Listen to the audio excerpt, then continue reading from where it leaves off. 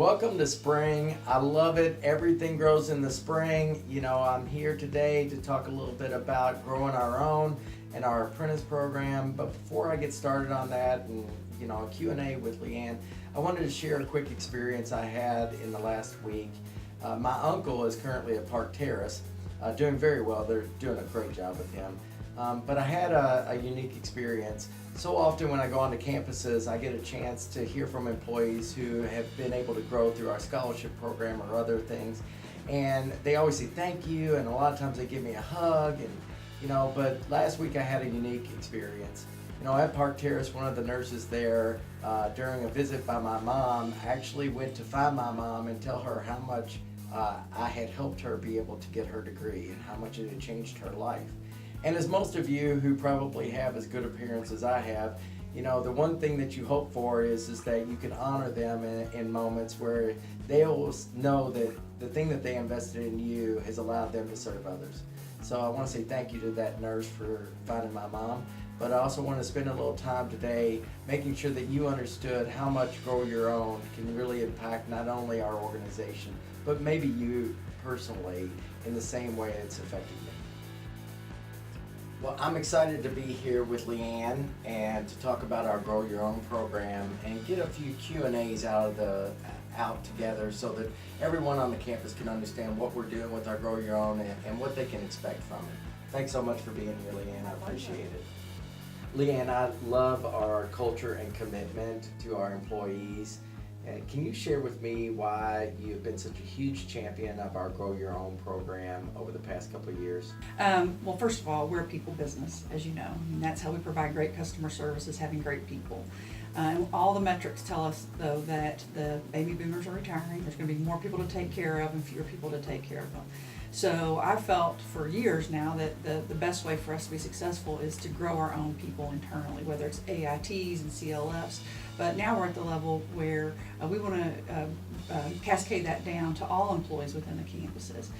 Also, it's a competitive labor market, and some of our competitors do some crazy things.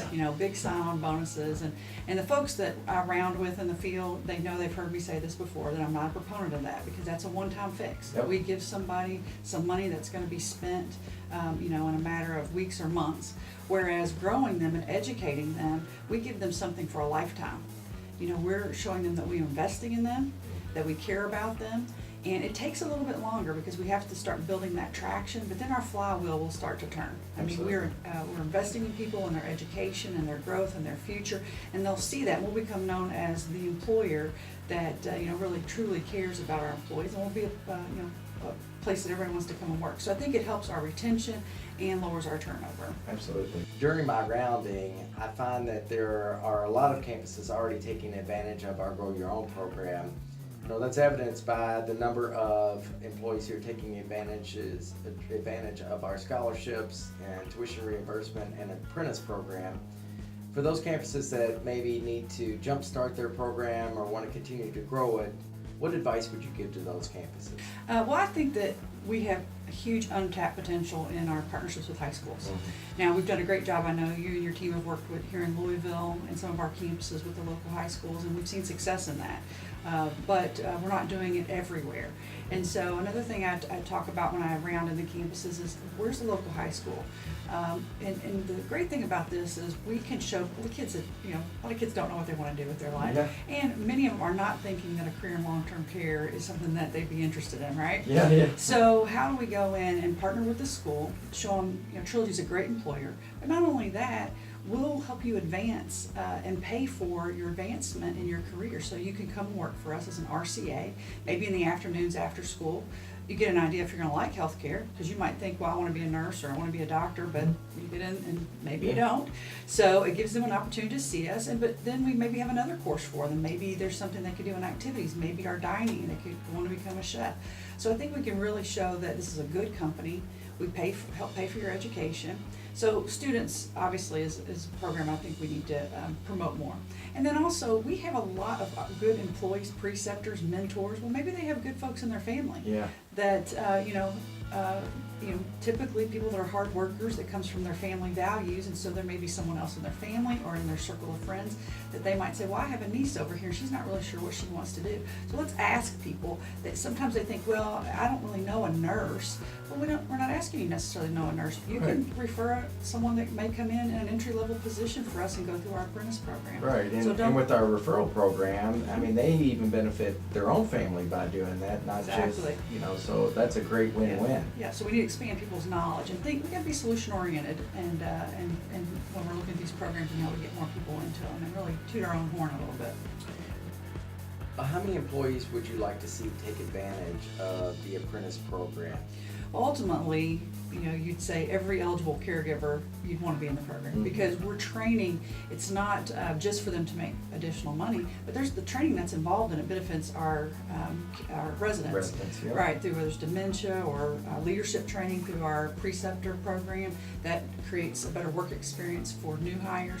So now that being said, not everybody's right for the program. So be selective, make sure people earn it, that they have good attendance. Yeah, attendance points are a mandatory part of that. I think that's great around eligibility. But I will say that as I've been talking to people in the field, this is a positive of the program that people want to go in it, but they have some attendance points. Yeah. So I've had employees tell me I'm working my attendance points down.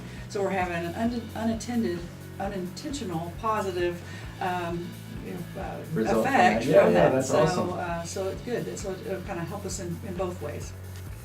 As good financial stewards, many of our campuses, as I've rounded, have asked me about, their budgets and, the impact that this program, the apprentice program, will have on their budgets, and they don't necessarily see the exact line item where they're going to be able to justify the investment, specifically on the increases in pay for these employees once they get certified.